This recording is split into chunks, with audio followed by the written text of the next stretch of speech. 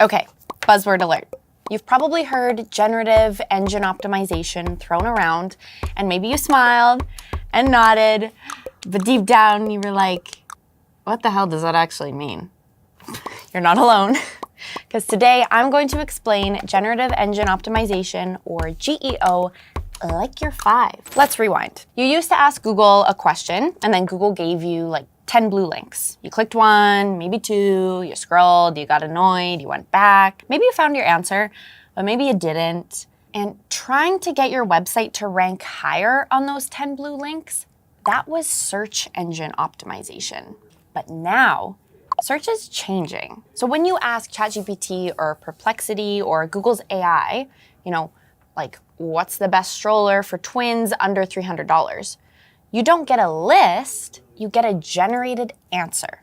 So a neat little paragraph like a smart friend wrote it. That smart friend, it's pulling bits and pieces from all over the internet. Blogs, reviews, forums, product pages, comments, Reddit threads, and your content if you're lucky. But not every AI is the same. So let's be clear. When we say generative engine, we're talking about ChatGPT, especially their Search GPT, Google's AI Overviews, formerly SGE, Perplexity AI, Claude, Gemini, and even AI inside tools like Notion or browsers with AI search built in. Basically, if it gives you a written answer instead of a bunch of links, it counts. So generative engine optimization is how you become the source for those answers. And you're not trying to win the top link anymore. So you're trying to become part of the answer itself. And that means creating content that AI tools love to read, understand, and reuse. Not just keywords, but clear conversational answers to real questions people ask. So you want to think FAQs, how-to guides, product comparisons, real opinions and insights, and posts with factual value, not fluff. So SEO is like saying, put me on the stage, and GEO is like saying, make me the script the speaker reads from. Now, I totally know what you're thinking. Is SEO finally dead now? The answer is no, but the game has changed. So what's still the same? Well, you still need a fast, mobile-friendly site, and meta descriptions, headers, and structures, they're all still important. And backlinks and authority, they still help. So what's new? You now need content that answers full questions, not just keywords. AI tools prefer content written in a clear human voice. Being cited or summarized by AI matters more than a top 10 rank. And AI pulls review snippets, summaries, Reddit threads, not just your homepage. So behind the scenes, this is what happens when someone asks a generative engine a question. So the AI breaks the question down into intent and subtopics. It finds and retrieves this info from its index. It ranks and filters that info based on relevance and trust. It composes a full answer, and sometimes it cites sources. But sometimes it doesn't. And that last part is kind of a big deal. Because what if you're in the answer, but you're not credited? And here's something that freaks people out. Because you can show up in AI's answer without a visible link. So that means you might be summarized, you might be quoted, but users won't always know it came from you. And that's why influence matters more than authorship now. Because your goal isn't just a backlink, it's inclusion in the conversation. So a simple rule of thumb is if AI is pulling your insights, you're winning, even if it doesn't tag you. But where is AI pulling from? So to show up in those answers, you need to be everywhere the AI is looking. So that includes your website, your reviews like Google, Trustpilot, Yelp, and G2, listicles like top 10 sushi restaurants or top 10 your niche, forums like Reddit or Quora, Google Business Profile, Wikipedia, if possible, and social mentions and user-generated content. So if you're only optimizing your blog posts, you're missing half the game. So what does that mean for SEO reporting and measurement? Here's the part nobody's ready for. Traffic might drop and visibility might grow. And that's because fewer people click, more people get the answer without leaving the AI, and brand recall and trust becomes more important than raw clicks. So your website may not be the destination anymore, your ideas are. So far, we've been talking about how AI pulls answers from across the internet.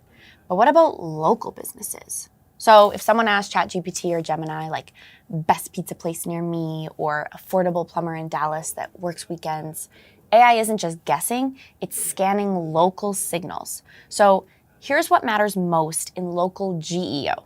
Number 1, Google Business Profile. It's still critical.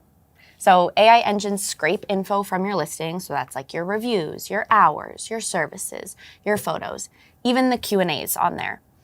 And you want to keep it up to date and make it insanely clear what you do and who you help. Number 2, online reviews and review volume. So AI looks at review volume, sentiment, and recency across platforms like Google, Yelp, Trustpilot, Facebook. So you want to ask for reviews often, respond to them, and it all sends trust signals AI understands. And number 3, local list mentions. So this one's overlooked, but powerful. So if you want to show up in answers like, who's the best pest control company in Chicago? You need to be in listicles like, top 5 pest control companies in Chicago. Because even small blogs or regional publications help. Get featured. Or build your own content that compares top options and includes you.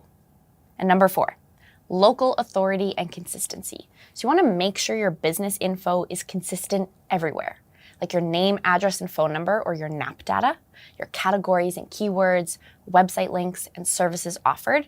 Because if AI finds messy, conflicting info, it may skip you. So the bottom line here is that local GEO isn't traditional local SEO. It's about looking good across every place that AI pulls from and making it easy for the machine to say, this business is trusted, active, and exactly what the user is looking for right here, right now. And now that you understand how GEO works, here's what you need to do. You want to get listed in high authority listicles in your niche. You want to build consistent reviews across Google, Trustpilot, or G2. Audit your brand visibility. So ask ChatGPT or Perplexity what it knows about you. You want to add structured data like FAQs, reviews, and local schema to key pages. You want to match full question intent across your content, so not just keywords. You want to keep your site clean with lightweight HTML, so you want to limit the JavaScript there. And you want to keep ranking on Google and Bing because AI still pulls from them. And you want to monitor your presence by prompting AI tools and tracking where you show up. Now, people have been saying SEO is dead for like 20 years. And every time something new comes along, like Google Ads, social media, featured snippets, ChatGPT, or generative AI in search results, someone declares it over. But the truth is, 15% of searches on Google are brand new, search volume grows every year, billions of searches happen every single day, and SEO is still over $100 billion industry. So search isn't going anywhere. But how people search and how answers get delivered, now that is changing. If you're still chasing blue links, you're playing an old game. But if you're learning how to show up inside AI-generated answers, you're ahead. GEO isn't the death of SEO, it's just the next version.